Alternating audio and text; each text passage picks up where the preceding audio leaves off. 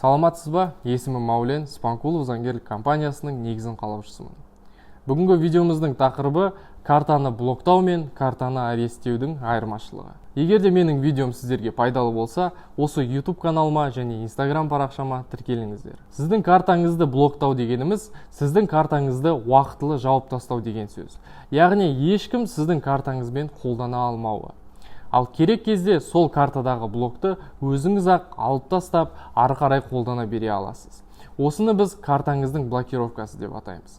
Ал енді карта қандай жағдайларда блокқа түседі? Біріншіден, егер де сіз картаңызды жоғалтып алып, немесе біреу ұрлап кеткен жағдайда банкке хабарласып, сол туралы айтып картаңызды блокқа түсіруді сұрасаңыз, банк картаңызды блоктап тастайды.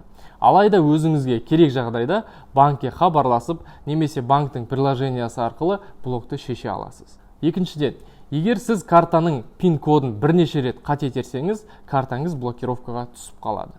Кейбір банкоматтарда пин-кодты 3 рет қате терсеңіз, картаңыз автоматты түрде блокқа түседі. Бұл кезде банк сізге хабарласып, картаңыз блокқа түсіп қалды деп ескерту жасайды. Егер де картаңызды блоктан шешкіңіз келсе, банкке барып, блокты алып тастайсыз. Үшіншіден, картаңыз арқылы белгілі бір іс-әрекеттер банкке күмәнді болып көрінсе, банк картаңызды блокировкаға түсіре алады. Соңғы кездері интернет арқылы жасалатын алаяқтардың саны өсіп кетті. Сол себепті банктер карта арқылы жасалатын алаяқтардың олардың жолын алдын алу үшін картаны блокировкаға түсіре алады.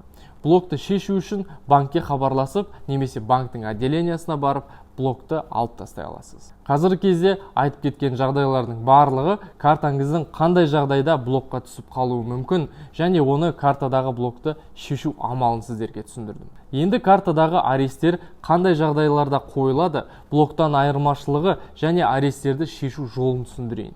Картаны аресттеу дегеніміз сіздің шоттарыңызбен өзіңіз қолдана алмайтындай жасау, және арест қойған сот орындаушы немесе банк сіздің шоттарыңыздағы ақшаны өздері қолдануы.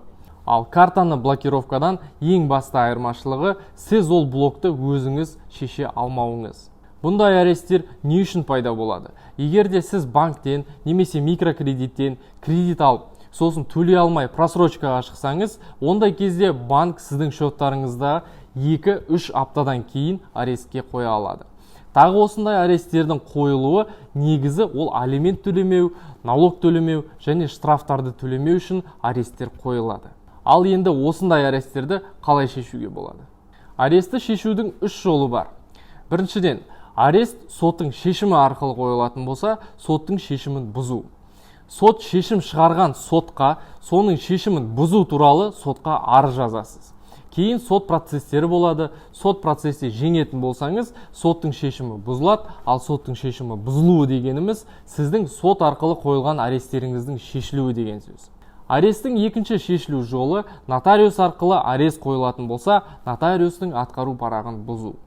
Бұл жерде нотариустың шығарған документіне арыз жазып, нотариустың документін бұзып, кейін сот орындаушыға берсеңіз, аресттеріңіз бір күнде шешіледі.